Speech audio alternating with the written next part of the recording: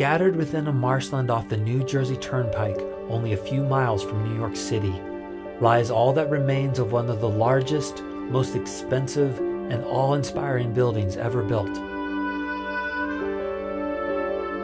These are the ruins of the once grand Pennsylvania rail station. Artists, writers, and filmmakers, from J.D. Salinger to Alfred Hitchcock, were so inspired by the architecture that they designed entire scenes around the building just to include it in their works. As the gateway into New York City, it symbolized all the prestige and grandeur of the city at the height of its acclaim. But then in 1963, in the name of progress, Penn Station was torn to the ground. Vincent Scully lamented over the loss.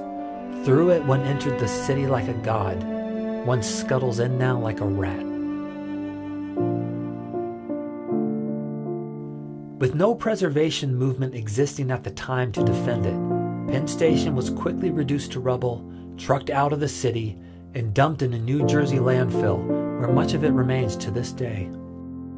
The loss of Penn Station created an outcry across the country, the effects of which we still feel today.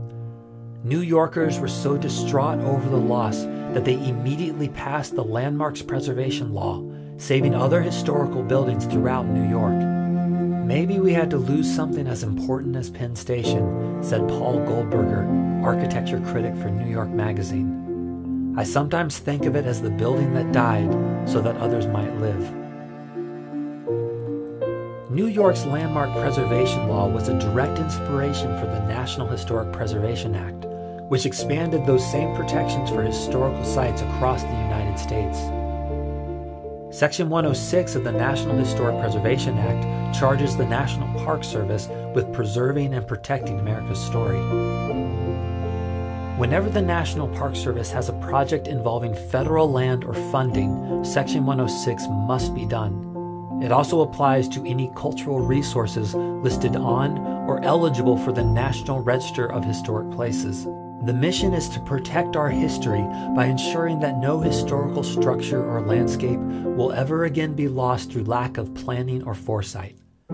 While the impact of destroying a historic landmark like Penn Station is obvious, many small and often well-intended projects in our parks could have similar unforeseen consequences. Digging a hole for a fence could accidentally cut through an ancient grave. A new comfort station situated in a battlefield could affect the viewshed. A new trail could lead to a sensitive resource such as an archaeological site. The grass you are maintaining never existed historically and could change the landscape. A new road adds shoulders and pullouts that could impact an archaeological resource. Painting a historic building a new color or adding modern windows may change the historic character. The Section 106 compliance process helps us find solutions to balance the goals of historic preservation and park priorities and must be followed for every project.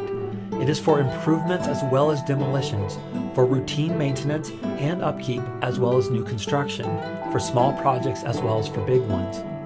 Section 106 matters because our history matters. It protects structures like Penn Station from ever being lost again without first ensuring careful and thoughtful study. Following the 106 process represents the respect we have for our resources and the guarantee that they will be protected for future generations. It is fundamental to how we, the National Park Service, fulfill a primary part of our mission: to preserve unimpaired our cultural resources for the enjoyment, education, and inspiration of this and future generations.